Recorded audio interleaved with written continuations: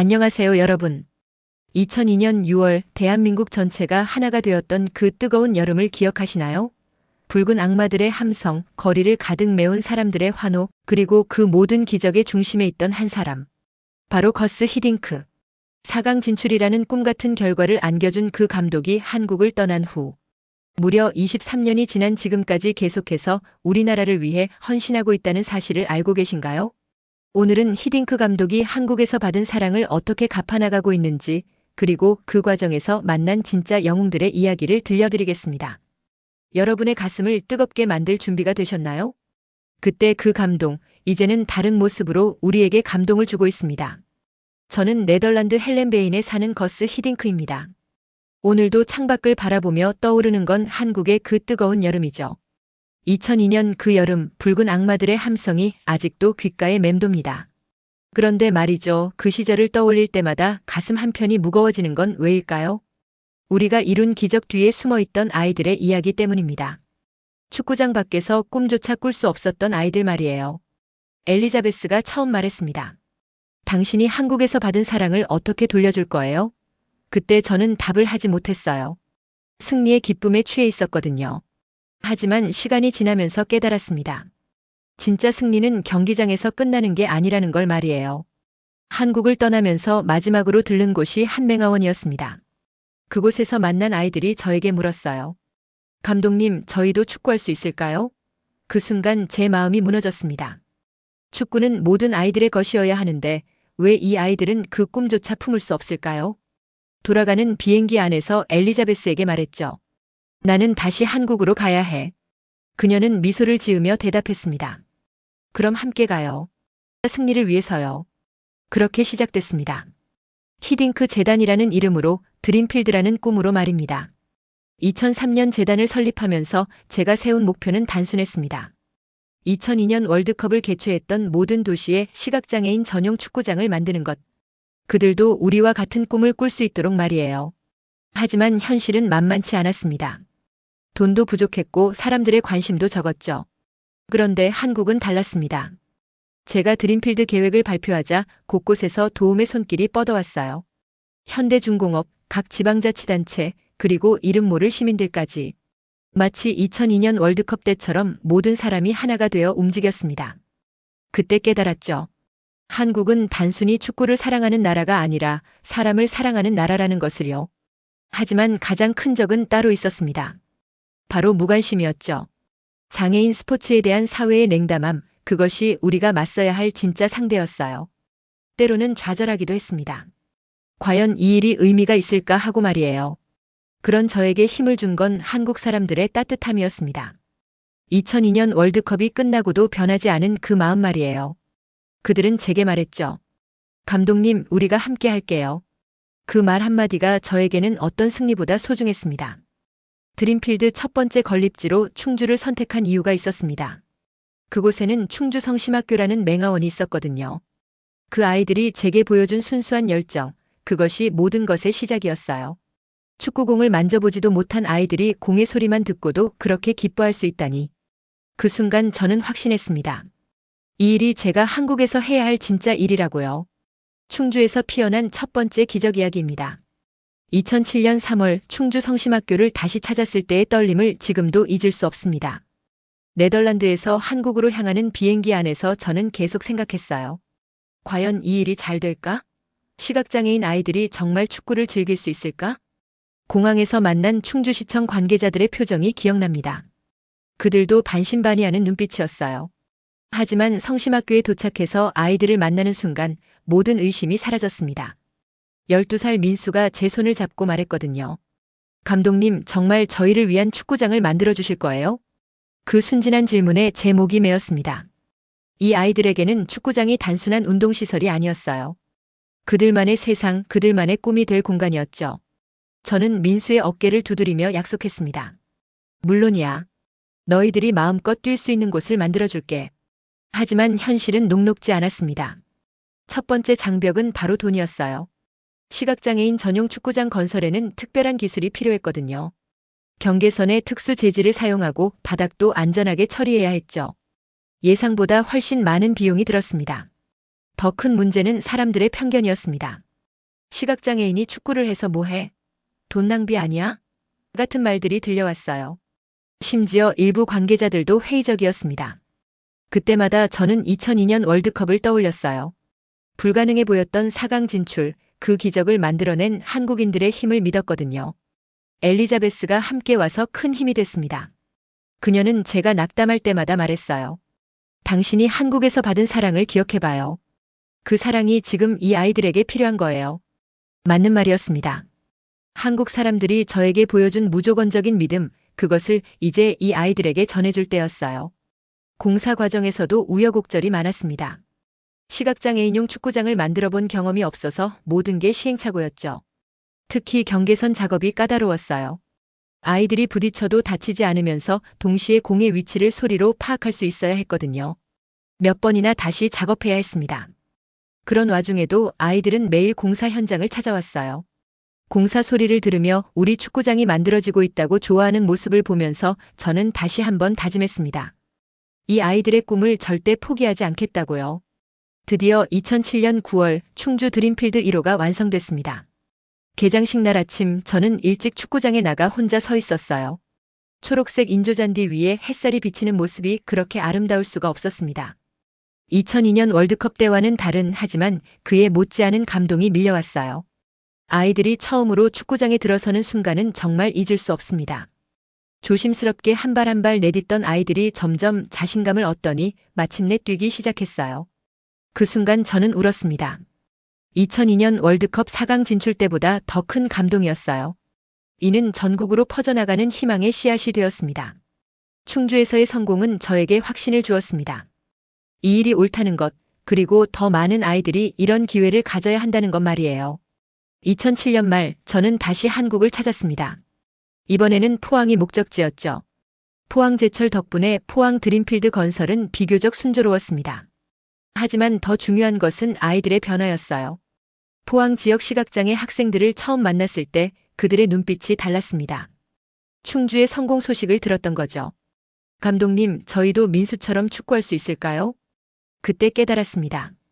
드림필드는 단순한 축구장이 아니라 희망의 전령이었다는 것을요. 한 곳에서 피어난 꿈이 다른 곳의 아이들에게도 용기를 주고 있었어요.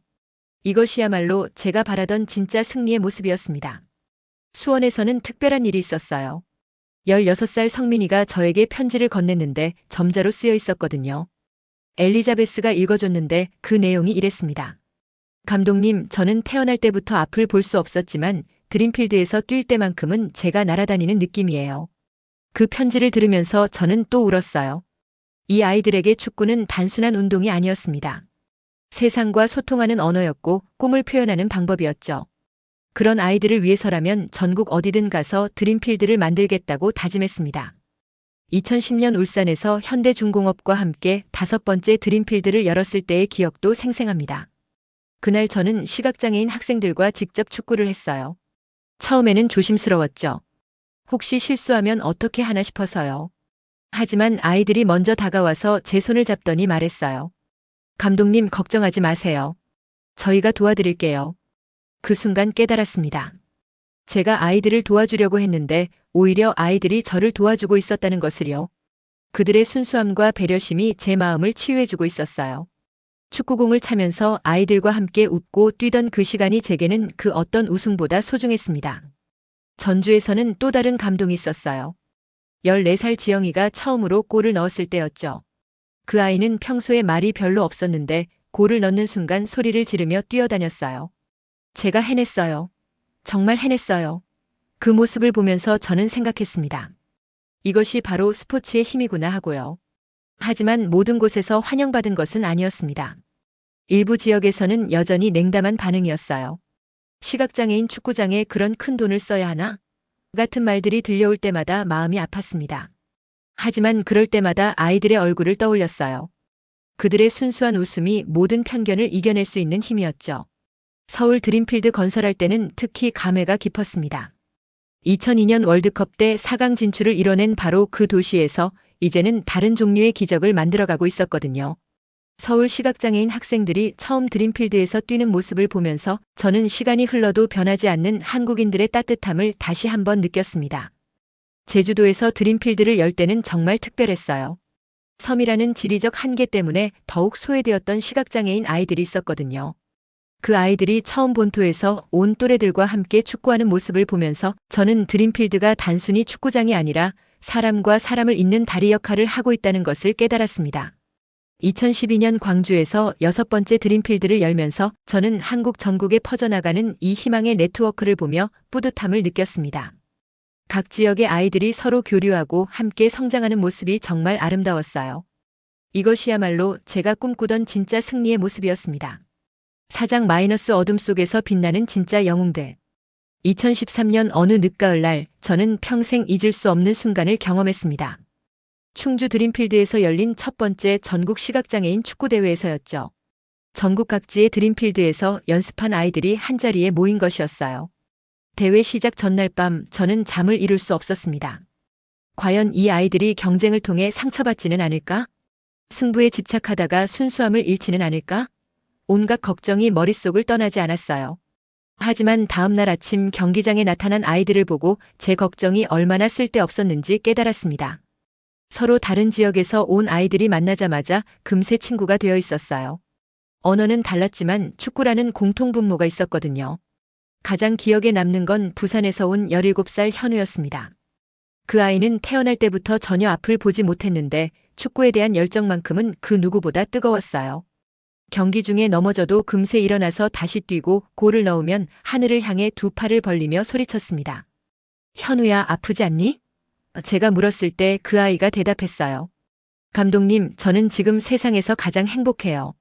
제가 축구를 할 수 있다는 게 믿어지지 않거든요. 그 순간 저는 깨달았습니다.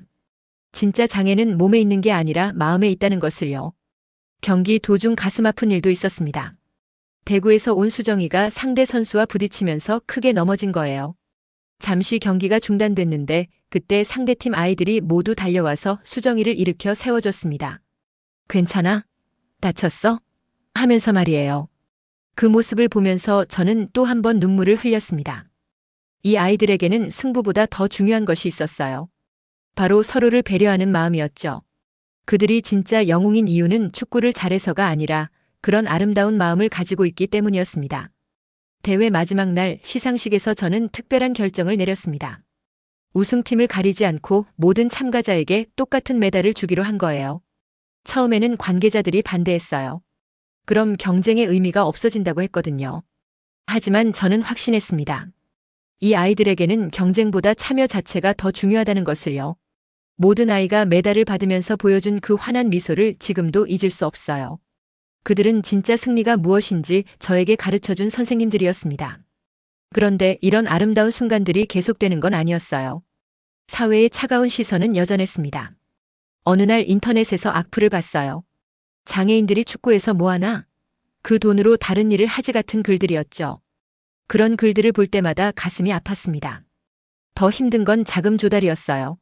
처음에는 많은 사람들이 관심을 보였지만 시간이 지나면서 후원이 줄어들었습니다. 새로운 이슈들이 생기면서 사람들의 관심도 다른 곳으로 옮겨갔죠. 그럴 때마다 저는 좌절했습니다. 과연 이 일을 계속할 수 있을까 하면서요. 그런 제게 힘을 준 건 아이들이었어요. 서울에서 온 민기가 제게 말했거든요. 감독님, 포기하지 마세요. 저희가 있잖아요. 그 말 한마디가 저에게는 1000마디 위로보다 컸습니다. 이 아이들을 위해서라면 어떤 어려움도 이겨낼 수 있을 것 같았어요. 박지성이 베트남에서 자선 활동을 하고 있다는 소식을 들었을 때도 큰 위로가 됐습니다. 2002년 월드컵 때 함께 뛰었던 선수가 이제는 다른 곳에서 같은 마음으로 봉사하고 있다는 것이 자랑스러웠어요. 그와 전화 통화를 했을 때 감독님, 정말 아름다운 일을 하고 계시네요 라고 말하더군요. 그해 겨울 저는 전국의 드림필드를 돌아보면서 생각했습니다. 이 아이들이 저에게 준 것이 제가 그들에게 준 것보다 훨씬 크다는 것을요. 그들은 저에게 진짜 행복이 무엇인지, 진짜 승리가 무엇인지 가르쳐줬습니다. 어둠 속에서도 빛나는 진짜 영웅들이었어요. 다음은 경계를 넘어서는 꿈 이야기입니다. 2015년 봄 저는 인생에서 가장 큰 도전을 마주했습니다. 북한에도 드림필드를 만들고 싶다는 꿈을 품게 된 거예요.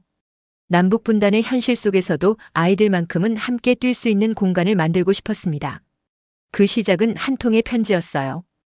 탈북한 시각장애인 청년 철민이가 저에게 보낸 편지였죠. 감독님, 북한에도 저 같은 아이들이 많이 있어요. 그 아이들도 축구의 꿈을 꿀 수 있게 해주세요. 그 편지를 읽으면서 저는 가슴이 뜨거워졌습니다. 하지만 현실은 냉혹했습니다. 남북 관계는 여전히 경직되어 있었고 북한의 드림필드를 만든다는 것은 거의 불가능해 보였어요. 주변 사람들도 만류했습니다. 너무 이상적인 생각이다. 정치적 문제가 복잡하다고 말했거든요. 그런데 저는 포기할 수 없었습니다.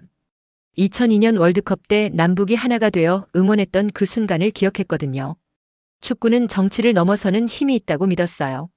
아이들의 꿈 앞에서는 어떤 경계도 의미가 없다고 생각했습니다. 그 무렵 또 다른 시련이 찾아왔어요. 제가 한국에서 하는 모든 광고 수익을 히딩크 재단에 기부한다는 사실이 알려지면서 일부 사람들이 이를 과도한 퍼포먼스라고 비판했습니다. 진짜 봉사하는 사람은 조용히 한다는 말들이 들려왔어요. 그런 말들을 들을 때마다 마음이 아팠습니다. 저는 단순히 좋은 사람으로 보이려고 하는 게 아니었거든요. 2002년 월드컵 때 한국 국민들이 저에게 보여준 사랑에 대한 진심 어린 보답이었어요. 하지만 사람들은 그 진심을 이해하지 못했습니다. 그럴 때마다 저를 일으켜 세워준 건 아이들이었어요. 대전에서 만난 16살 소영이가 말했거든요. 감독님은 저희의 아버지 같은 분이에요. 아버지가 자식을 사랑하는데 이유가 필요한가요? 그 말을 들으면서 저는 다시 힘을 얻었습니다. 2016년 저는 더 큰 결심을 했습니다. 제가 받는 모든 강연료와 출연료까지 재단에 기부하기로 한 거예요. 엘리자베스는 처음에 걱정했어요. 당신 노후는 어떻게 할 거예요? 하지만 저는 확신했습니다. 이 아이들이 바로 제 노후이고 제 미래라고요.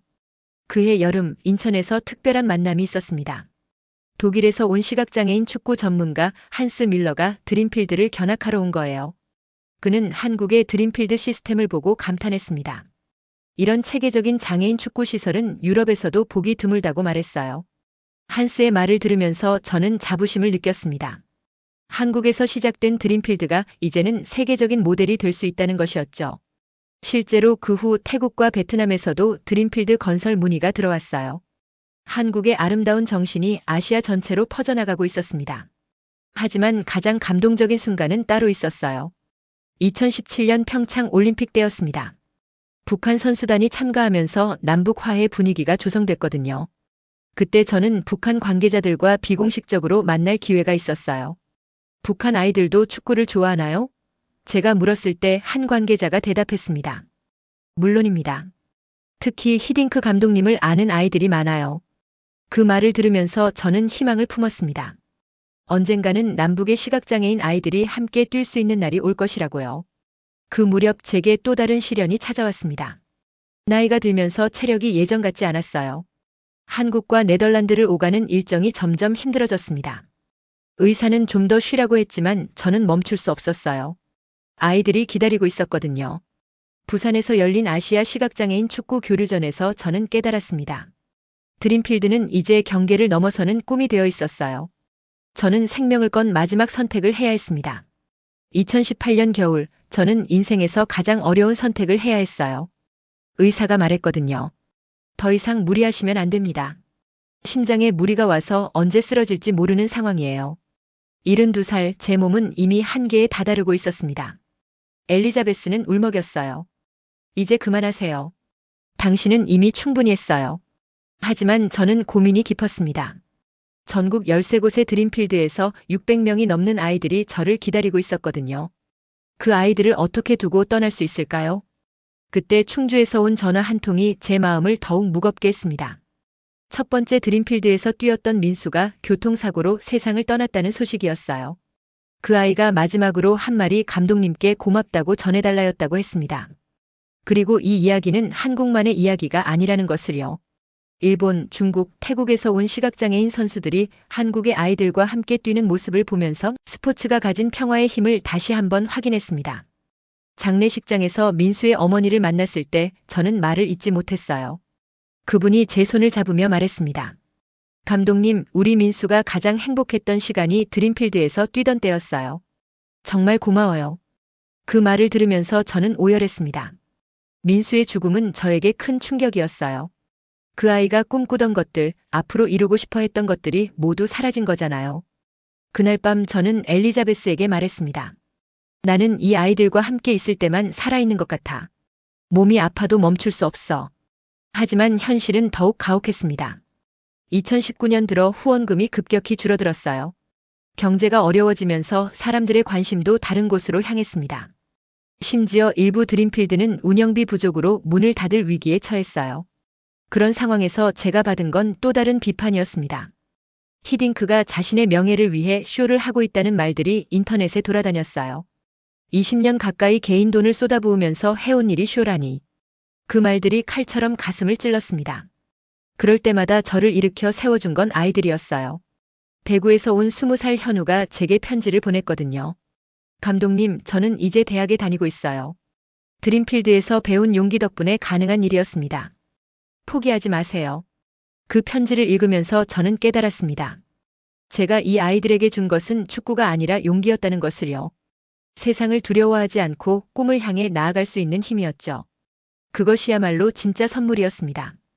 2020년 코로나19가 찾아왔을 때 모든 드림필드가 문을 닫아야 했습니다. 아이들이 가장 좋아하는 공간에서 뛸 수 없게 된 거예요. 그 소식을 들으면서 저는 무력감을 느꼈습니다. 바이러스라는 보이지 않는 적 앞에서 속수무책이었어요. 하지만 아이들은 포기하지 않았습니다. 온라인으로 서로 안부를 묻고 집에서 할 수 있는 운동을 공유했어요. 제주에서 온 미나가 전국의 친구들에게 보낸 영상 편지가 특히 기억에 남아요. 우리 모두 건강하게 다시 만나요. 드림필드에서 함께 뛸 그날까지. 그 영상을 보면서 저는 눈물을 흘렸습니다. 이 아이들이 얼마나 성숙한지, 얼마나 서로를 사랑하는지 새삼 깨달았거든요. 그들에게 드림필드는 단순한 운동장이 아니라 가족을 만나는 집이었어요. 코로나가 조금 잠잠해진 2021년 저는 마지막 결심을 했습니다. 제가 직접 뛸 수는 없더라도 이 아이들을 끝까지 지켜보겠다고요. 의사의 만류에도 불구하고 전국 드림필드 순회를 시작했습니다. 울산에서 만난 19살 지훈이가 말했어요. 감독님, 제가 이제 후배들을 가르치고 있어요. 감독님이 저희에게 해주신 것처럼요. 그 말을 들으면서 저는 안도했습니다. 이 아이들이 이제는 다른 아이들의 희망이 되고 있다는 것이 얼마나 자랑스러운지 몰라요. 그해 가을 박지성이 베트남에서 돌아와서 저를 만났습니다. 감독님, 제가 이제 드림필드 일을 도와드리고 싶어요. 그의 제안에 저는 기뻤습니다. 2002년 월드컵의 영웅이 이제는 다른 아이들의 영웅이 되려고 하고 있었어요. 그날 밤 저는 엘리자베스에게 말했습니다. 이제 안심이야. 이 일은 나 혼자만의 것이 아니었어. 모든 사람의 것이었어. 드림필드는 제가 만든 것이 아니라 수많은 사람의 사랑이 모여서 만들어진 기적이었어요. 그 편지를 읽으면서 저는 깨달았습니다. 제가 이 아이들에게 준 것은 축구가 아니라 용기였다는 것을요. 세상을 두려워하지 않고 꿈을 향해 나아갈 수 있는 힘이었죠. 그것이야말로 진짜 선물이었습니다. 진짜 기적은 지금부터였어요. 2022년 5월 14일 저는 평생 잊지 못할 기적을 목격했습니다. 한일 월드컵 20주년을 맞아 서울 월드컵 경기장에서 열린 특별한 행사에서였어요. 전국의 드림필드에서 뛰었던 아이들이 모두 한자리에 모인 것이었습니다. 그날 아침 경기장에 도착했을 때 저는 제 눈을 의심했어요. 20년 전 그 자리에서 한국 축구의 기적을 만들었던 곳에 이제는 전혀 다른 종류의 기적이 펼쳐지고 있었거든요. 한때 아이였던 청년들이 이제는 어른이 되어서 다른 아이들을 이끌고 있었어요. 가장 먼저 반긴 건 이제 31살이 된 민수의 친구 태호였습니다. 그는 현재 충주 드림필드의 코치로 일하고 있었어요. 감독님, 저는 이제 민수 목까지 아이들을 가르치고 있어요. 그 아이가 꿈꾸던 세상을 만들어가고 있답니다. 태호의 말을 들으면서 저는 가슴이 뭉클했습니다. 죽음조차도 이 아이들의 꿈을 막을 수 없었구나 싶었어요. 민수는 비록 세상을 떠났지만 그의 꿈은 태호를 통해 계속 이어지고 있었습니다. 그날 가장 감동적인 순간은 오후 3시쯤이었어요. 북한에서 온 탈북 청년 철민이 무대에 올라서 이야기를 시작했습니다. 저는 북한에서 태어나 앞을 볼 수 없었지만 한국에 와서 드림필드를 만났습니다. 그리고 꿈을 찾았어요. 철민은 계속 말했습니다. 이제 저는 통일 이후 북한의 시각장애인 아이들을 도우려고 합니다. 감독님이 남한에서 하신 일을 북한에서도 하고 싶어요. 그 말을 들으면서 저는 울었습니다. 제가 품었던 가장 큰 꿈이 이 청년을 통해 실현되고 있었어요. 더 놀라운 건 그 다음이었습니다. 전국 각지에서 온 드림필드 출신 청년들이 하나둘 무대에 올랐어요. 대학 교수가 된 아이, 사회복지사가 된 아이, 음악가가 된 아이까지. 그들은 모두 다른 길을 걸었지만 한 가지 공통점이 있었습니다. 모두 다른 사람을 돕는 일을 하고 있다는 것이었어요. 감독님이 저희에게 축구를 가르쳐 주신 것이 아니라 사랑을 가르쳐 주셨어요. 광주 출신 은정이가 말했습니다. 그래서 저희도 다른 사람들에게 사랑을 나누고 싶어요. 그 말을 들으면서 저는 깨달았습니다. 제가 심은 씨앗이 이렇게 큰 나무가 되었다는 것을요. 그날 저녁 특별한 발표가 있었습니다. 한국 정부가 드림필드를 국가 사업으로 확대하겠다고 선언한 것이었어요. 앞으로 전국 모든 광역시와 도에 드림필드를 건설하고 아시아 각국에도 지원하겠다는 계획이었습니다. 히딩크 감독님이 시작하신 작은 꿈이 이제 국가의 정책이 되었습니다. 담당 장관이 말했습니다. 이것이야말로 진짜 한류의 모습이라고 생각합니다. 그 말을 들으면서 저는 벅찬 감동을 느꼈어요. 하지만 그날 가장 큰 감동은 마지막에 있었습니다. 박지성이 무대에 올라서서 말했거든요. 감독님, 이제 저희가 감독님의 꿈을 이어가겠습니다. 히딩크 드림필드 재단의 새로운 이사장으로서 약속드립니다. 그 순간 저는 모든 것을 이해했습니다. 제가 이 일을 시작한 진짜 이유를요. 2002년 월드컵 때 한국 국민들이 저에게 보여준 사랑, 그 사랑을 다시 아이들에게 전해주고 싶었던 것이었어요. 그리고 이제 그 아이들이 또 다른 아이들에게 사랑을 전해주고 있었습니다. 관중석에서 박수를 치는 사람들을 보면서 저는 생각했습니다. 20년 전 이 경기장에서 우리가 이룬 4강 진출도 대단한 기적이었지만 오늘 이 자리에 모인 사람들이야말로 진짜 기적이라고요. 축구는 끝이 있지만 사랑은 끝이 없으니까요. 그날 밤 엘리자베스와 함께 한강을 걸으면서 저는 말했습니다. 이제 정말 끝났어. 내 역할은 여기까지인 것 같아. 그녀가 제 손을 잡으며 답했어요. 아니에요. 이제 시작이에요. 당신이 만든 이 아름다운 세상이 영원히 계속될 거예요. 맞는 말이었습니다. 드림필드는 이제 제 것이 아니라 모든 사람의 것이 되었어요. 한국을 넘어서 전 세계로 퍼져나갈 꿈이 되었고요. 이것이야말로 제가 한국에서 받은 사랑에 대한 진정한 보답이었습니다. 이제는 영원히 계속될 사랑의 이야기를 들려드리려고 해요. 2025년 오늘 저는 네덜란드 헬렌베인 집 서재에서 이 이야기를 마무리하고 있습니다. 창밖으로 보이는 풍경은 예전과 같지만 제 마음은 완전히 달라졌어요. 23년 전 한국에서 돌아온 저와 지금의 저는 전혀 다른 사람이 되었습니다. 어제 한국에서 온 편지를 받았어요. 충주 드림필드에서 뛰고 있는 12살 서준이가 보낸 편지였습니다. 감독님, 저는 민수 형과 태호 형의 이야기를 많이 들었어요. 저도 형들처럼 훌륭한 사람이 되고 싶어요. 그 편지를 읽으면서 저는 미소 지었습니다. 이 이야기는 끝나지 않는구나 싶었어요. 엘리자베스가 차를 가져다 주면서 말했습니다. 당신이 한국에서 받은 사랑이 이렇게 많은 사람들에게 전해지는 걸 보니 정말 자랑스러워요. 그녀의 말이 맞았어요.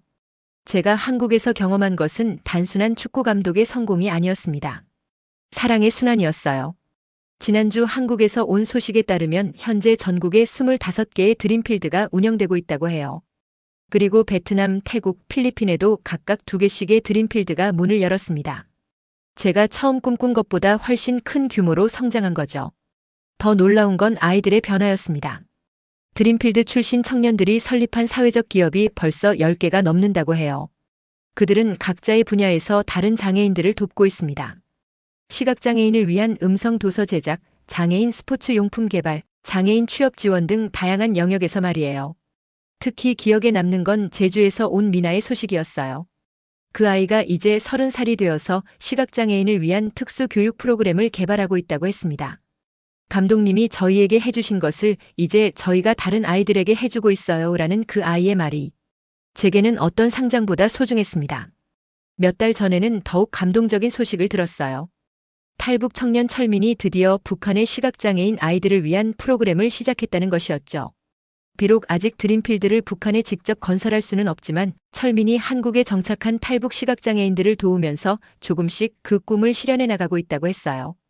감독님의 꿈이 분단의 벽도 넘어서고 있어요. 박지성이 지난 통화에서 한 말이었습니다. 정말 그랬어요. 축구가 정치적 경계를 넘어서는 것처럼 사랑도 어떤 경계든 넘어설 수 있었어요. 가끔 제 자신에게 묻곤 합니다. 2002년 월드컵에서 4강에 진출한 것과 드림필드를 만든 것 중 어느 것이 더 큰 성취인지 말이에요. 답은 명확합니다. 4강 진출은 제 개인적인 영광이었지만 드림필드는 수많은 사람들의 삶을 바꾼 기적이었어요. 지난 23년을 돌이켜보면 제가 한국에서 배운 가장 큰 교훈은 이것이었습니다. 진짜 승리는 경기장에서 이기는 것이 아니라 사람의 마음을 이기는 것이라는 것이에요. 한국 사람들이 저에게 보여준 무조건적인 사랑, 그것이 제 인생을 완전히 바꾸어 놓았습니다. 오늘 아침에도 한국에서 온 영상을 봤어요. 전국 드림필드 아이들이 함께 만든 감독님께 드리는 노래였습니다. 시각장애인 아이들이 직접 작사, 작곡한 곡이었는데 가사 중에 이런 부분이 있었어요.